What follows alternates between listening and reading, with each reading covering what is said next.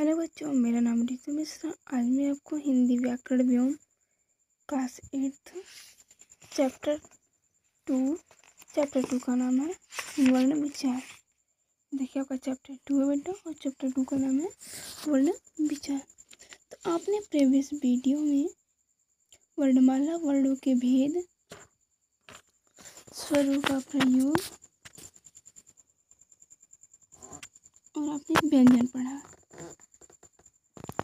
आप व्यंजन वर्ण पढ़े हुए हैं, तो आइए हम आगे चलते हैं। ये देखिए, यहाँ पे विशेष लिखा हुआ है। ये हमारे लिए मोस्ट इम्पोर्टेंट होता है कि हमें ये चीज़ें जानना हमारे लिए बहुत अनिवार्य होता है। यहाँ पे लिखा हुआ है अल्प प्राण और यहाँ पे लिखा हुआ है महाप्राण। तो अल्प प्राण क्या होता है? यानी जिसका उच्चारण करते समय हमारे मुख की जो ध्वनियाँ होती हैं और वो कम मात्रा में बाहर निकलती हैं, तो उसी को कहते हैं अल्प प्राण। यानी अल्प माने थोड़ा, और ज़्यादा मात्रा में निकले तो उसको कहते हैं महाप्राण। अब आता है परस्पर मेल के आधार पे।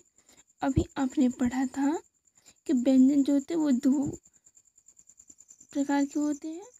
दो प्रकार का उच्चारण के आधार पे और दूसरा था परस्पर मेल के आधार पे। तो हम रीड करेंगे परस्पर मेल के आधार पे। यानी कुछ व्यंजन वर्ण ऐसे भी हैं जो जोड़ के बनाए जाते हैं। तो परस्पर मेल के आधार पे है। परस्पर मेल के आधार पर व्यंजनों के दो भेद होते हैं, संयुक्त व्यंजन और होता है द्वित्व व्यंजन।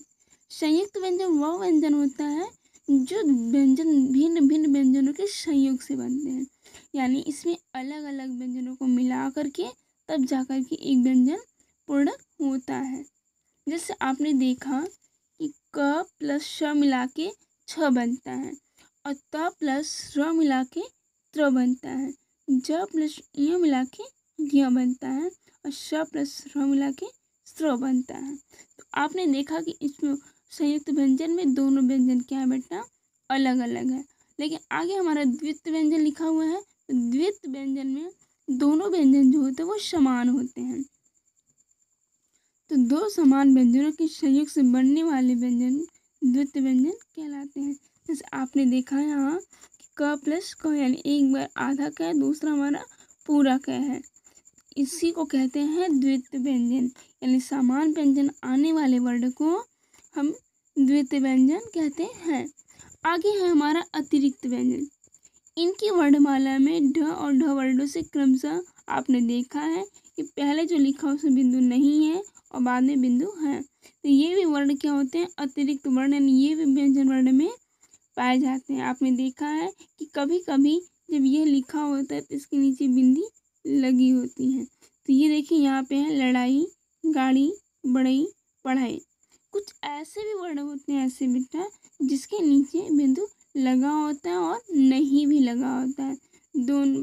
तो जो ड और ढ है आपका, ये व्यंजन वर्ण में है, और लेकिन जो बिंदु लगा हुआ है इसको हम अतिरिक्त व्यंजन कहते हैं।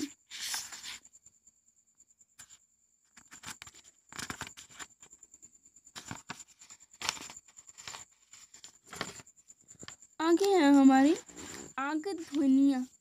विदेशी भाषाओं की जिन ध्वनियों को हिंदी भाषा में सम्मिलित किया गया है उन्हें आगत ध्वनियाँ कहते हैं। जैसे ठीक है, आपने देखा है ना कि डॉक्टर, प्रॉक्टर, हॉल, मॉल, कुछ ऐसे भी वर्ण हैं जो हमारे लिए आगत ध्वनियों को प्रकट करते हैं। विदेशी भाषाओं की जिन ध्वनियों को हिंदी भाषा में सम्मिलित किया गया है उन्हीं को कहते हैं आगत ध्वनि। अर्थात आने वाली जो ध्वनियाँ हैं उसी को कहते हैं आगत ध्वनियाँ। जैसे जमीन, जमींदार, मजदूर, मजाक, ये सब क्या है बेटा? आगत ध्वनियाँ। हमारे मुख से ये आगत ध्वनियाँ प्रकट करते हैं।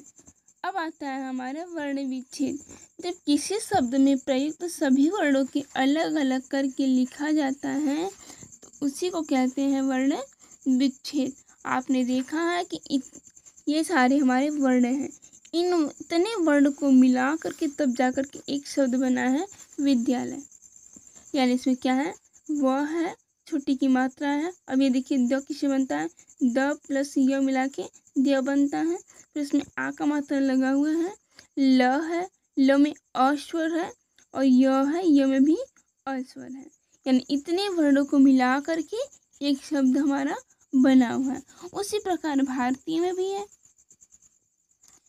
कि भ में आ का मात्रा है, र में अ है, त में बड़ी ई है, य में अ है। इनको जोड़ करके तब जाके हमारा एक शब्द बना हुआ है।